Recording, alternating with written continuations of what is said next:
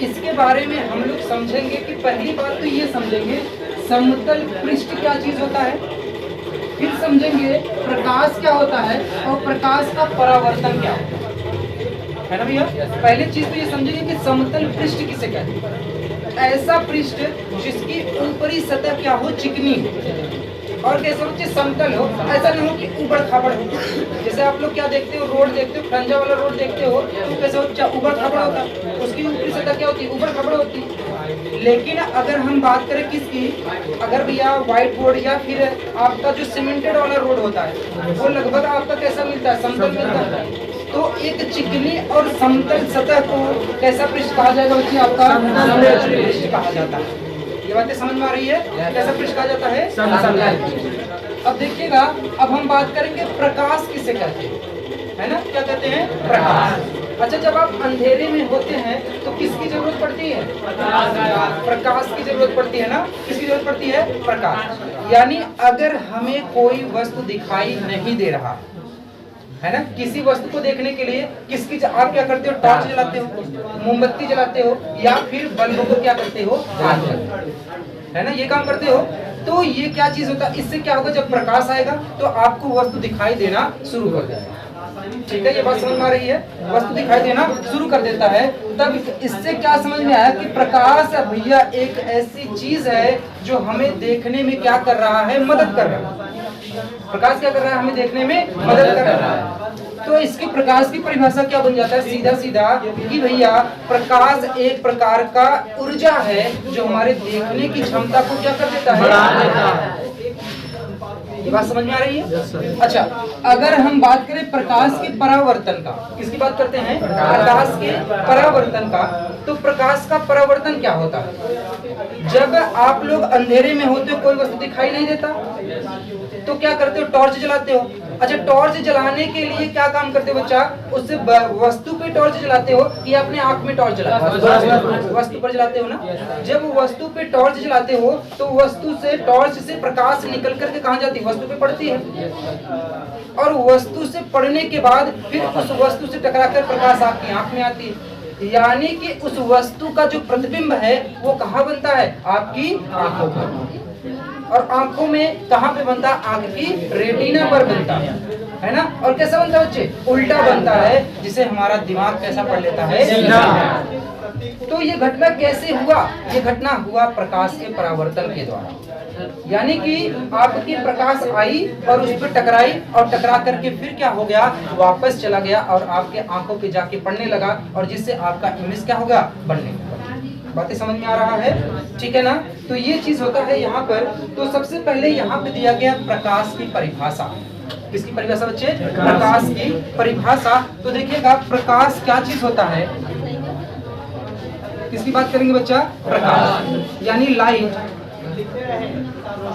तो देखिएगा प्रकाश एक प्रकार की क्या है, ऊर्जा है। प्रकाश एक प्रकार की क्या है बच्चे, ऊर्जा है जो हमारे देखने की क्षमता को क्या कर देता है बच्चे, जो हमारे देखने की क्षमता को बढ़ा देता है। इतनी बात समझ में आ रही है। अब देखिएगा आखिरकार प्रकाश तो कहीं कहीं से आ रहा होगा। जैसे आपको पता है कि पृथ्वी पर प्रकाश कहाँ से आता है, सूर्य से आता है ना भैया। इसके बाद आपको पता है कि अंधेरे में प्रकाश अगर आपको चाहिए तो आप मोमबत्ती जलाते हो, बल्ब जलाते हो, है ना, दिया जलाते हो, कुछ न कुछ जला करके प्रकाश को प्राप्त करते हो। नहीं कुछ मिलता है तो माचिस की तीली यानी लकड़ी जला देते हो, है ना, तभी तो प्रकाश मिल जाता है। तो इसका मतलब ये है कि प्रकाश को प्राप्त करने के लिए आपको एक स्रोत की आवश्यकता पड़ती है, एक सोर्स की आवश्यकता पड़ती है। ठीक है, किसकी आवश्यकता पड़ती है, स्रोत की या सोर्स। सोर्स अंग्रेजी में है, हिंदी में क्या है, स्रोत। तो देखिएगा स्रोत की यहाँ पे बात करते हैं, जल्दी चैप्टर खत्म हो जाएगा। समतल पृष्ठों पर प्रकाश का परावर्तन, यह पहला पार्ट है ना। Yes sir. इस पहले पार्ट में आपका सहयोग, आप लोगों ने अभी अभी देखा कि प्रकाश किसे कहते हैं, है ना भैया? प्रकाश यानी लाइट। प्रकाश किसे कहते हैं? प्रकाश एक प्रकार की ऊर्जा है जो हमारे देखने की क्षमता को क्या कर देता है। ठीक है, अब हम बात करेंगे बच्चा कि क्या चीज होता है आपका ये प्रकाश कहाँ से प्राप्त होता है। तो प्रकाश हमें जहाँ से भी मिलता है, जहाँ से भी प्राप्त होता है, उसे क्या कहते हैं हम लोग? स्रोत कहते हैं। क्या कहते हैं? स्रोत। यानी कि प्रकाश को प्राप्त करने का जो भी जरिया है उसको क्या कहेंगे? स्रोत कहते हैं हिंदी में। अंग्रेजी में इसे क्या कहते हैं बच्चा? सोर्स कहते हैं। क्या कहते हैं? सोर्स। ठीक है, ये बातें समझ में आ रही हैं। अब देखिए यहाँ पे जो स्रोत होता है, स्रोत आपका दो प्रकार से होता है। कितने प्रकार से होता है? दो प्रकार का। पहले तो आपका प्रकृति में जो है हमारा उपस्थित है क्या? आपका सूर्य। देखा ही नहीं देखा भाई? सूर्य उपस्थित है, चंद्रमा उपस्थित है, तारा उपस्थित है, उससे आपको कुछ न कुछ प्रकाश मिलता रहता है। तो वो कहाँ उपस्थित है? प्राकृतिक में उपस्थित है। ठीक है, ये हो गया।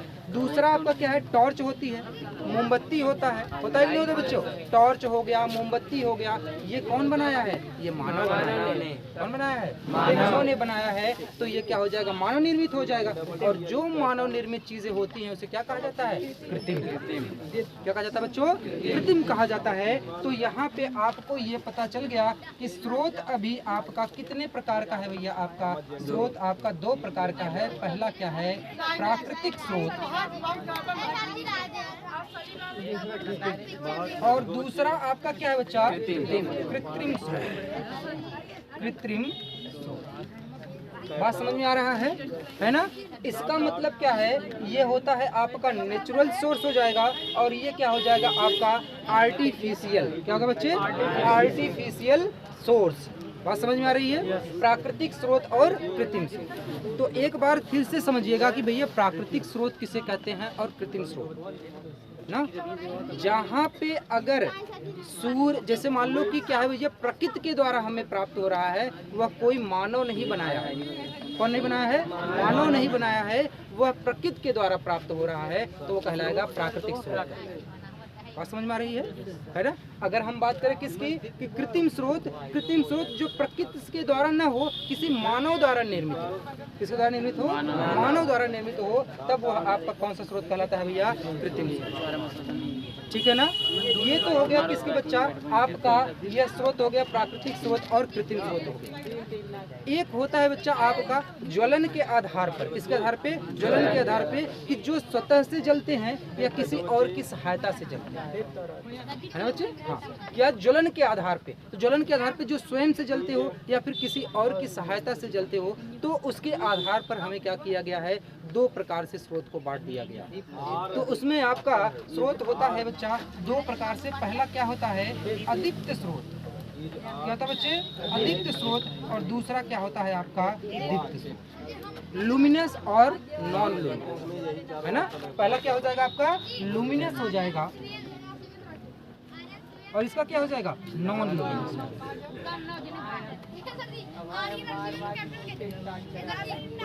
ये बातें समझ में आ रही हैं? अब यहाँ पे हमको ये समझना बच्चे कि दीप्त स्रोत किसे कहते हैं और अदीप्त स्रोत किसे कहते हैं। ये सीखना है, ये समझना है कि दीप्त स्रोत किसे कहते हैं और अदीप्त स्रोत किसे कहते हैं।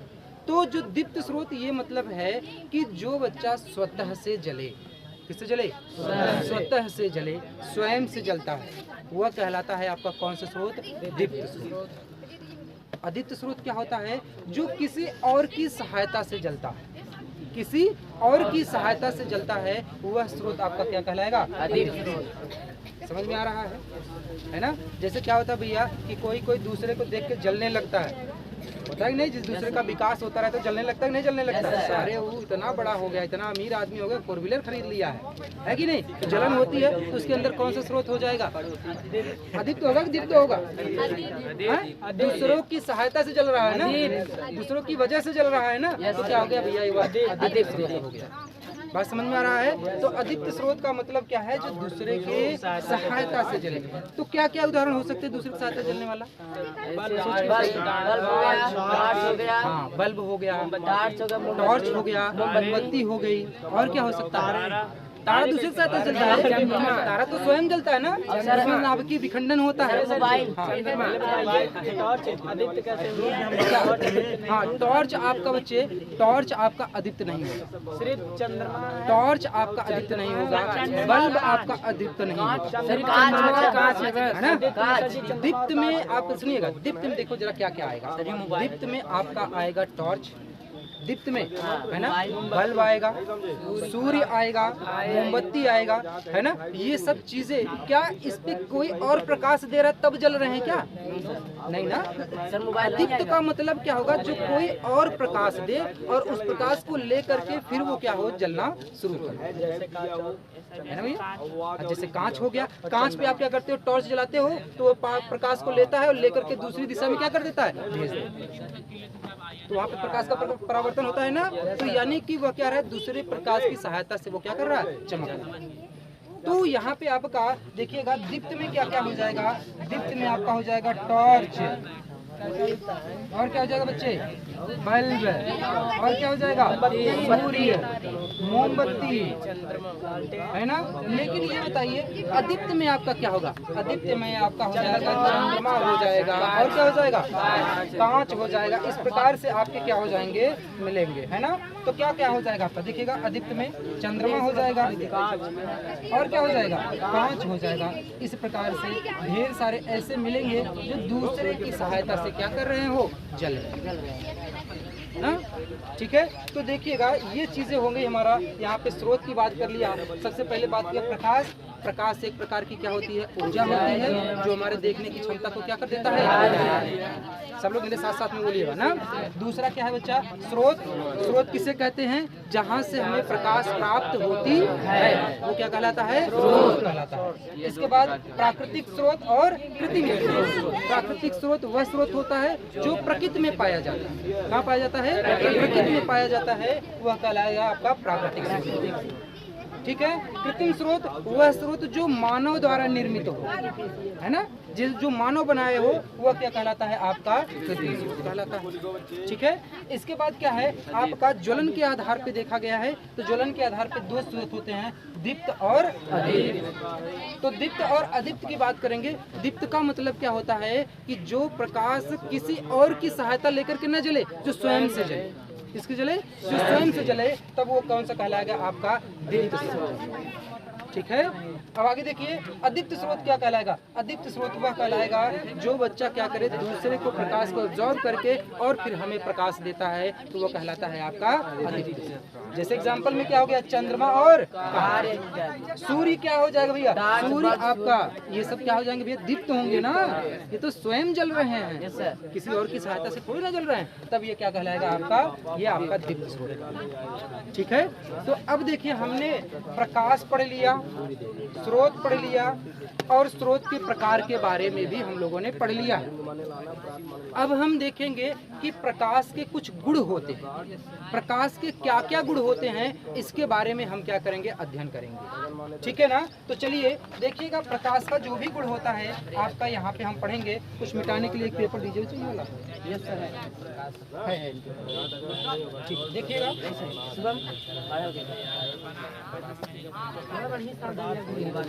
देखिए अब हमारा अगला हेडिंग बनता है प्रकाश का गुण। क्या बच्चे, प्रकाश का गुण, है ना।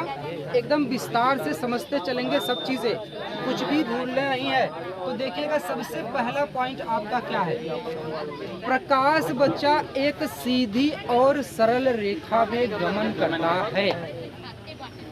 यह आपका वास्तव नहीं है, यह कल्पना की गई है, यह वास्तविक बात नहीं है, यह सत्य नहीं है, लेकिन ऐसी गणना की जाती है, ऐसी कल्पना की जाती है कि प्रकाश एक सीधी और सरल रेखा में गमन करता है। बात समझ में आया, है ना। क्या होगा, पहला आपका सीधी और सरल रेखा में गमन करेगा।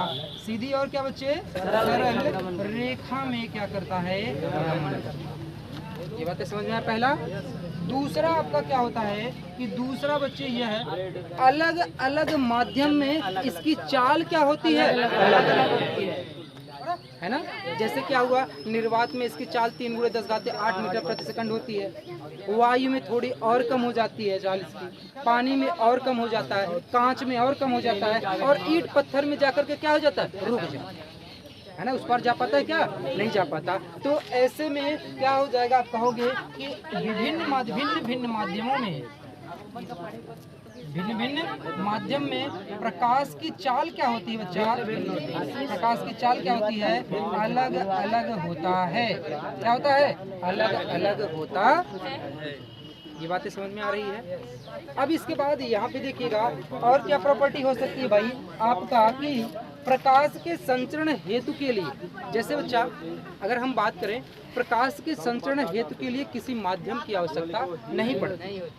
लेकिन अगर एक चीज़ बताइए कि आप कहीं बहुत दूर हैं, या फिर आप वहाँ राहुल महाविद्यालय के दिख रहा है सामने कॉलेज, आप वहाँ पे है ना, आप वहाँ पे खड़े हैं और उधर से हवा बहुत तेजी से चल रही है, मैं यहाँ से चिल्लाऊं तो क्या आपको सुनाई दे जाएगा, नहीं देगा। लेकिन आप वहाँ से चिल्लाएंगे तो मुझे सुनाई देगा, क्यों, हवा चलेगा, क्योंकि हवा वो चल रहा है और आपकी आवाज़, आपकी साउंड की फ्रिक्वेंसी या आवृत्ति को ले आकर के हमारे कानों तक क्या कर रही है, प्रवेश करा रही है।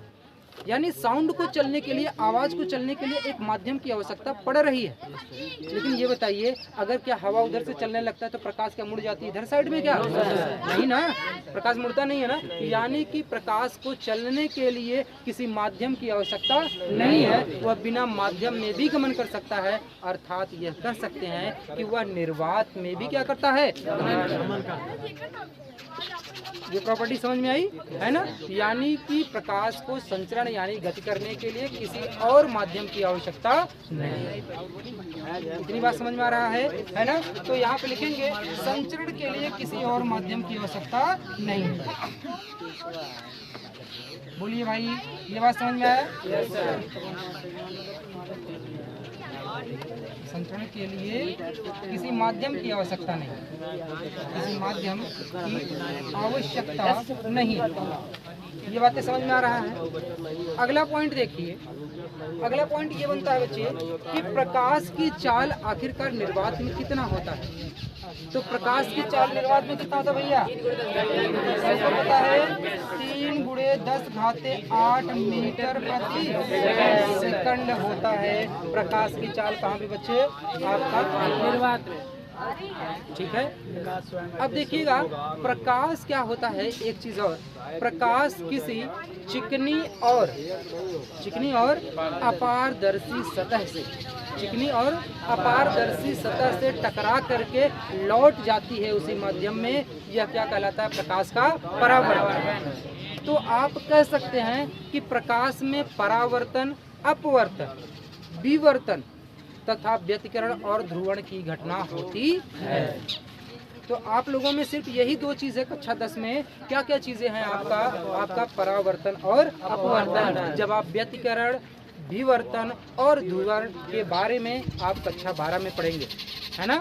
तो यहाँ पे अभी आपका सिर्फ प्रकाश और परावर्तन। तो इसके गुण में एक अगला गुण क्या आ जाएगा कि प्रकाश में परावर्तन और अपवर्तन होता है। प्रकाश का क्या होता है, परावर्तन और अपवर्तन भी होता है। ये बातें समझ में आ रही है। तो इसमें क्या क्या होता है बच्चे, अपवर्तन और परावर्तन। अपवर्तन और क्या होता है बच्चे, परावर्तन होता है। बोलिए, यहाँ तक ये बातें समझ में आई, बोलो भाई, ठीक है ना। तो एक चीज और देखिएगा, प्रकाश की जो तरंग दैर्ध्य होती है, प्रकाश की तरंग दैर्ध्य कितनी होती है बच्चा, 4000 एंगस्ट्रॉम से 8000 एंगस्ट्रॉम तक होता है। प्रकाश की तरंग दैर्ध्य कितनी होती है, 4000 एंगस्ट्रॉम से 8000 एंगस्ट्रॉम होता है, ठीक है। अब देखिए यहाँ पे हम लोगों ने बात किया है कि विभिन्न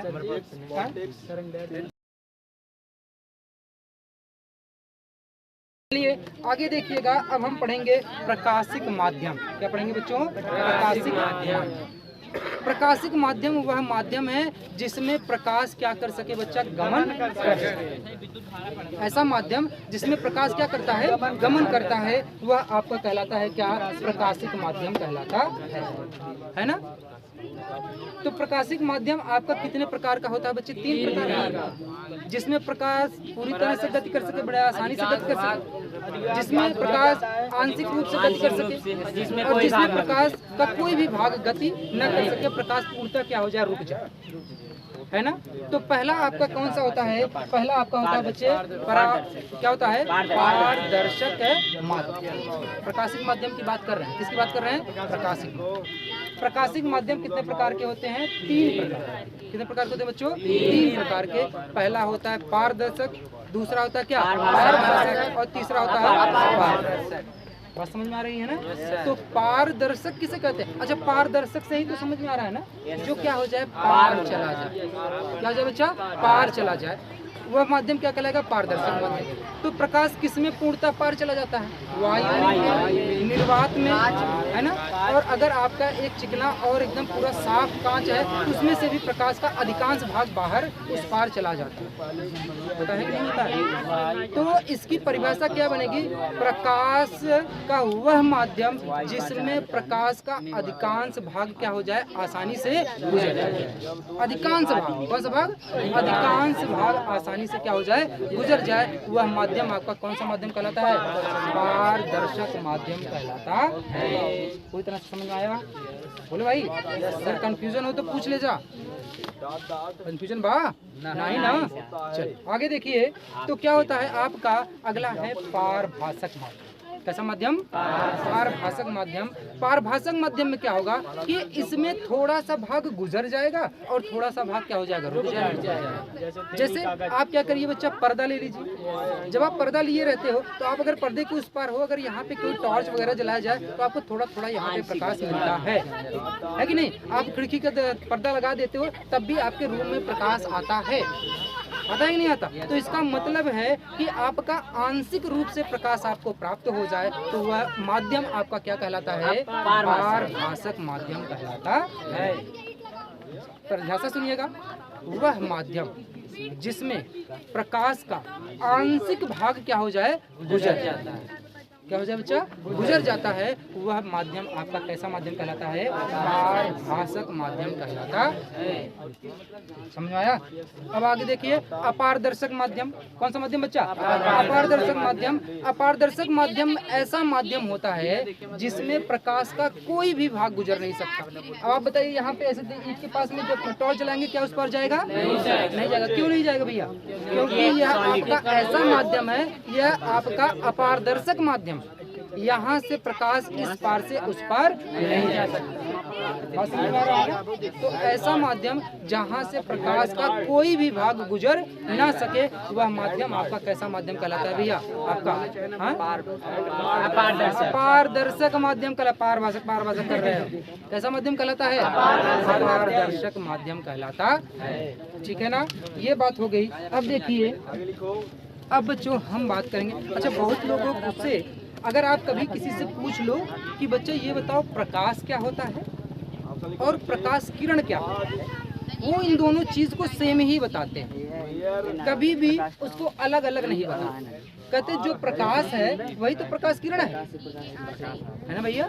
लेकिन ऐसी बात नहीं है, प्रकाश अलग चीज होता है और प्रकाश किरण क्या होती है, अलग चीज होता है कि नहीं होता है। आप लोग पढ़े होंगे, क्या पढ़े होंगे भैया, प्रकाश किरण किसे कहते हैं, किसे कहते हैं, प्रकाश जिस माध्यम या जिस रास्ते से होकर के गुजरता है उसी रास्ते या उसी पथ को ही आप क्या कहते हो, प्रकाश की किरण कहते हो। क्या कहते हो, प्रकाश किरण कहते हो, है ना। होता है कि नहीं होता। प्रकाश आपका जिस माध्यम यानी जिस रास्ते से होकर के गुजरता है, प्रकाश का पथ ही आपका क्या कहलाता है, प्रकाश का किरण कहलाता है। ठीक है। और अब हम बात करेंगे कि किरणों का पुंज किसे कहते हैं। तो आपका जो भी किरण आपके एक एक छोटे छोटे हैं, सभी किरणों को, ढेर सारी किरण अगर आप ले लेते हो तो इन किरणों के समूह को ही क्या कहा जाता है बच्चे, प्रकाश किरण पुंज कहा जाता है। तो 2-3 लड़की ऐसे बैठ जाए मरने में बैठा है तो शोक मनाओ है ना। बात समझ में आ रही है भैया। तो एक्साइटेड मूड में बैठो, पढ़ना चाह रहे हो। अभी ये बताइए कि आप लोग ये पढ़े हैं कि जो प्रकाश किरण होती है, किरण पुंज जो होता है वह कितने प्रकार का है? कौन कौन सा? समांतर, अपसारी, अभिसारी और समांतर। नए बच्चे फिर से सुनेंगे, कौन कौन सा बच्चे? अपसारी, अभिसारी और समांतर। ठीक है ना। अपसारी और अभिसारी और समांतर। तो प्रकाश पुंज 3 प्रकार का होता है, अपसारी, अभिसारी और समांतर प्रकाश पुंज। बातें समझ में आ रहा है? ठीक है ना। ओ भैया विशाल दादा, विशाल दादा, अरे नहीं दादा, विशाल खड़े हो जाओ भैया। दादा कहाँ? दादा तो यहाँ बैठे हैं। विशाल खड़े हो जाओ भैया। ये बताइए कि आपका समांतर प्रकाश पुंज किसे कहते हैं? समांतर प्रकाश पुंज या समांतर किरण पुंज कौन सीधा जाएगा? प्रकाश सीधा जाए। देख लो, गलत बता दिया, नहीं गलत बता दिया। यहाँ पे प्रकाश नहीं जाता, प्रकाश की किरणें जाती हैं। कौन जाता बच्चे? प्रकाश की किरणें जाती हैं। प्रकाश नहीं जाएंगे। जब प्रकाश की किरणें एक दूसरे के क्या जाती हैं? समांतर जाती हैं, तब वो आपका क्या कहलाता है? समांतर प्रकाश पुंज। ठीक है, ये बात समझ में आ रहा है। तो अब देखिएगा, आपका बैठ जाइए। यहाँ पे हम सबके बारे में एक एक बताते हैं कि आपका अपसारी, अभिसारी और समांतर प्रकाश पुंज किसे कहते हैं। अपसारी प्रकाश किसी भी कीड़े का ही रंग करती है। अपसारी में प्रतीत होती है और प्रतीत जाना थी यार मन निकला फिर मन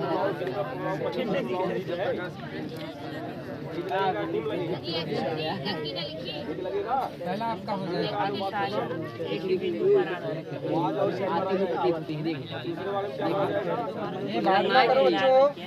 अभिसारी प्रकाश पुंज, प्रकाश पुंज। और आपका क्या हो जाएगा? अपसारी प्रकाश पुंज। अगला आपका क्या हो जाएगा बच्चे? आपका समांतर प्रकाश पुंज। अब देखो बच्चा, यहाँ पर आपका क्या क्या हो जाता है कि जो आपका अभिसारी प्रकाश पुंज होता है उसमें क्या होगा आपका? ए बोलो नहीं भाई। फेयर लवली लिया। कौन फेयर लवली लिया है?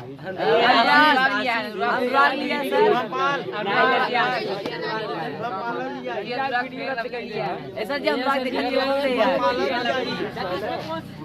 अनुराग लिया है ना, पीयूष और लिया है पीयूष। अनुराग लिया है ना, पीयूष है यार। फेयर लवली लगा अच्छा बस हो गया ना। अब सुनिएगा, यहाँ पर आपका अपसारी और अभिसारी प्रकाश पुंज क्या होगा? अभिसारी वाले में क्या होगा कि प्रकाश की किरणें एक ही बिंदु पर आती हैं, प्रतीत आती है या आती हुई क्या होती है? एक बिंदु पर क्या होगी बच्चा? ये आएंगे ना, आके मिलती। और यहाँ पे क्या होगा? एक बिंदु से जाती है, या जाती प्रतीत, जाती है या जाती हुई प्रतीत होती है। सही, कोई दिक्कत है? हाँ, जब प्रकाश अभिसारी वाले में, अभिसारी वाले में सही तो बनाया। क्या होता है बच्चे कि अभिसारी प्रकाश पुंज में क्या होता है? एक बिंदु पर आती हैं सभी प्रकाश, ठीक है। और अपसारी वाले में एक बिंदु से होकर के प्रकाश की किरणें सब फैल जाती हैं। हाँ, मतलब जो होता है ऐसे आपके एक ही बिंदु पे आएंगे और धीरे धीरे फिर क्या हो जाएंगे? वो फैल जाएंगे, तो आपका अपसारी कहलाता है ना। और यहाँ पे अभिसारी वाले में दूर से प्रकाश की किरणें ढेर सारी आएंगी, वो एक ही बिंदु पे आके क्या हो जाएंगी? जिसमें है ना। तो ये आपका क्या कहलाता है? अभिसारी प्रकाश पुंज। और ये आपका क्या कहलाता है? अपसारी। हाँ, अपसारी कौन सा हो सकता है? आपका टॉर्च हो सकता है ना, है ना। प्रोजेक्टर लाइट जो धीरे धीरे क्या करता है? आपका फैल जाता है, जिससे आप लोग पिक्चर देखते हो सिनेमा में, है ना। पर्दा व्हाइट कलर का पर्दा लगा होता है और पीछे क्या होता है? प्रोजेक्टर चलता रहता है ना। तो वहाँ पे क्या होता है बच्चे? वहाँ पे प्रकाश की किरणों को वो क्या करता है? फैला देता है, जो बड़े पर्दे में आपको बड़ी आसानी से क्या होता है? दिखाई देता है। ठीक है ना। तो अगला आपका क्या है, समांतर प्रकाश पुंज क्या होता है। ये बात मत करो, ऐसी